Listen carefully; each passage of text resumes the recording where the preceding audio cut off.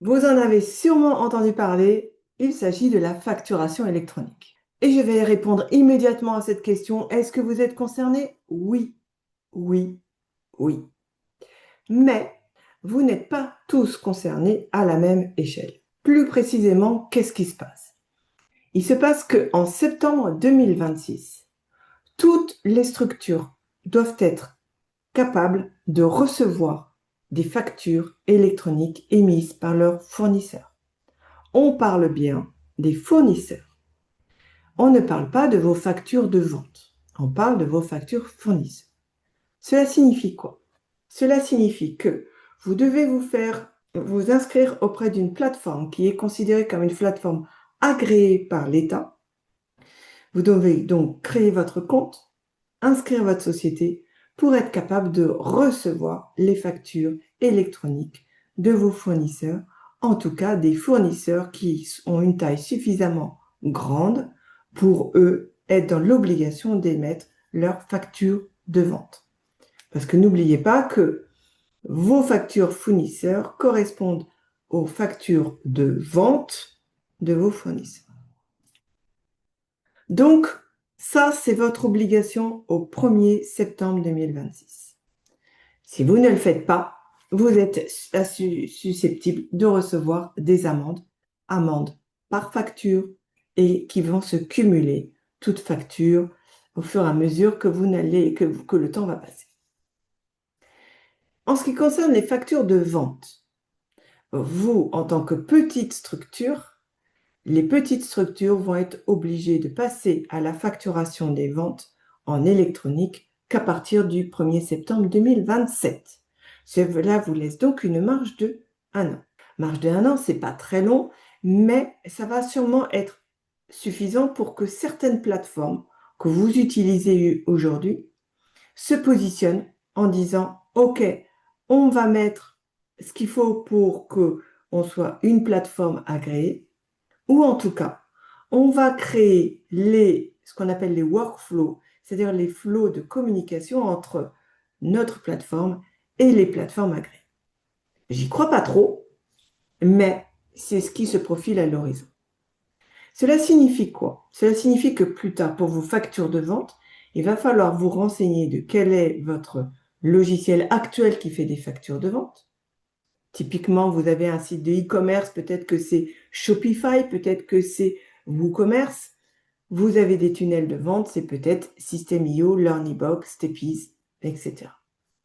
Et donc, de l'autre côté, vous allez avoir votre plateforme agréée pour les factures électroniques. On y reviendra après. Et cette fois-ci, il va falloir forcément qu'il y ait une connexion entre les deux. Votre facturation pour votre fonctionnement de tous les jours et votre système de facturation. Ceux qui ont déjà un expert comptable le savent.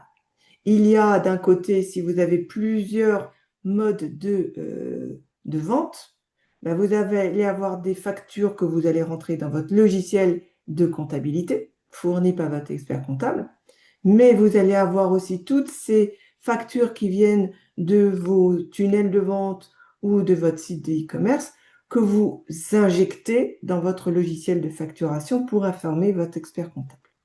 Ça, ce n'est pas une facture électronique. Un PDF n'est pas une facture électronique. Revenons sur vos factures fournisseurs. 1er septembre 2026, vos factures fournisseurs doivent arriver sur une plateforme sur laquelle vous vous êtes inscrit. L'avantage de ça, ça veut dire que tous ces grands groupes, style votre hébergeur, votre logiciel de téléphonie, autre logiciel, votre logiciel de visio comme Zoom, eh bien, au lieu de recevoir vos mails dans votre boîte mail, recevoir vos factures dans votre boîte mail, vous les recevrez dans cette plateforme à un endroit unique. Donc, quelque part, à terme, cela va vraiment vous faciliter les choses puisque vous aurez un seul endroit pour recevoir ces factures. Et il y aura sûrement la possibilité, en fonction de la plateforme que vous avez, d'émettre des paiements à partir de cette plateforme. Et ça devient très intéressant sur le plan de la manipulation. Mais entre le 1er septembre 2026 et le 1er septembre 2027, vous avez peut-être des fournisseurs qui sont des toutes petites structures, donc qui ne sont pas encore soumis à faire émettre des factures de vente en électronique. Imaginez votre graphiste, votre freelance qui vous fournit un petit contrat, votre coach qui a une petite structure aussi. Et bien là, vous allez à nouveau continuer à recevoir ces factures de fournisseurs dans votre boîte mail. Donc, en 2026, durant une année, vous allez avoir deux sources pour récupérer vos factures fournisseurs.